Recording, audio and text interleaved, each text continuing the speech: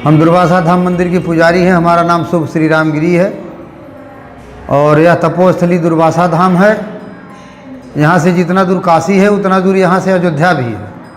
काशी कौशल्य और मध्य तमसा मंजूषा संगमा।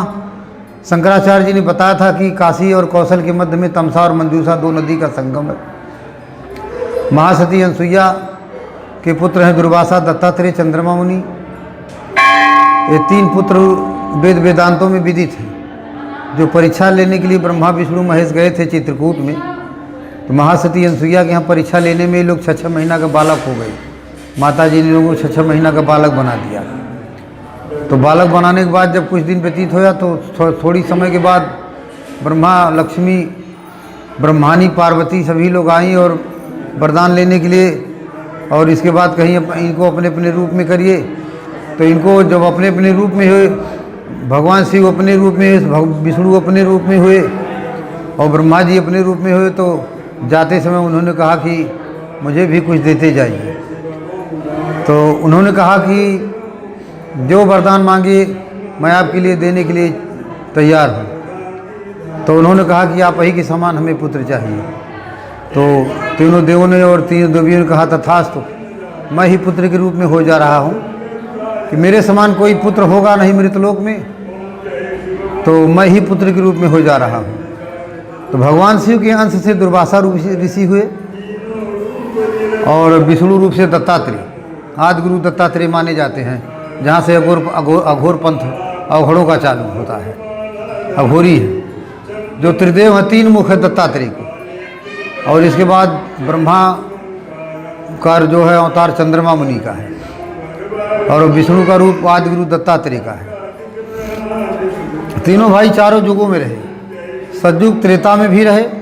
राम से मिले थे जाकर के, जब राम की जाने की समय हो गई तो राम अयोध्या में गए थे दुर्वासा ऋषि। एक संकेत इनको हुआ था कि हमारे जाने की समय हो गई है, क्योंकि ये रुद्र रूप है नहीं, काल रूप है। तो इन्होंने कहा कि हम लक्ष्मण से गेट पर पहरा लगा हुआ था, कहे कि मैं राम से मिलना चाहता हूँ।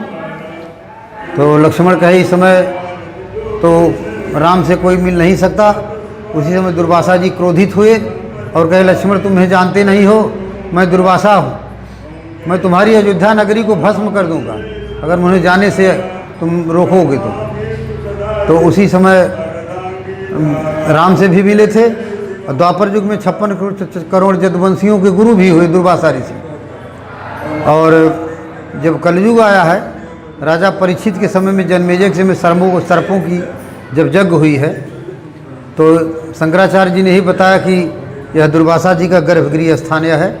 कलयुग में जो काशी और अयोध्या के मध्य स्थान में है, जहाँ पर श्रद्धालु अनेक आकर के दर्शन करते हैं। संगम पर तमसा मंजूषा नदी का संगम है और यहाँ से जितना दूर काशी है उतना दूर अयोध्या है।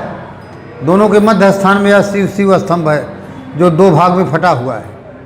2 भाग में फटा हुआ है, आज भी चिन्ह है। इसी में दुर्वासा जी समाहित है। शंकराचार्य जी ने ही बताया था कि यह दुर्वासा जी का गर्भगृह है। पातालपुरी शिवलिंग है उस। तो भगवान शिव प्रसन्न हुए और दुर्वासा जी कहे कि हमको लोग मानेंगे कैसे यहाँ।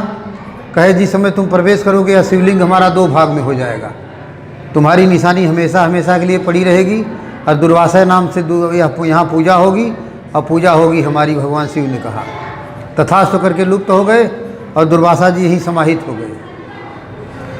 तो यह 5 पंचकोशीय मार्ग बना हुआ है।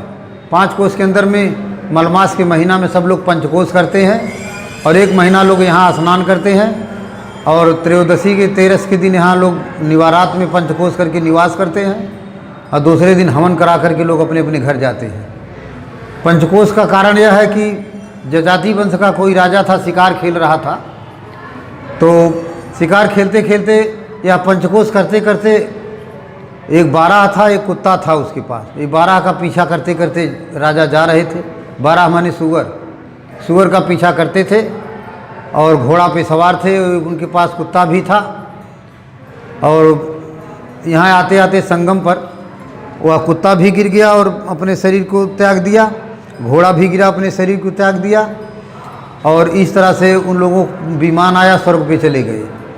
तो राजा बड़े चिंतित हुए कि मेरा घोड़ा भी चला गया और मेरा कुत्ता भी एक साथ पीछा छोड़ दिया, ये क्या कारण है। तो इनको आकाशवाणी हुई कि हे राजन, अगर तुम इस पंचकोश को जितना दूर घोड़ा से घूमे हो, नंगे पैर से अगर इतना दूर तक तुम घूमोगे तो तुम्हारी भी मुक्ति इसी संगम पर हो जाएगी।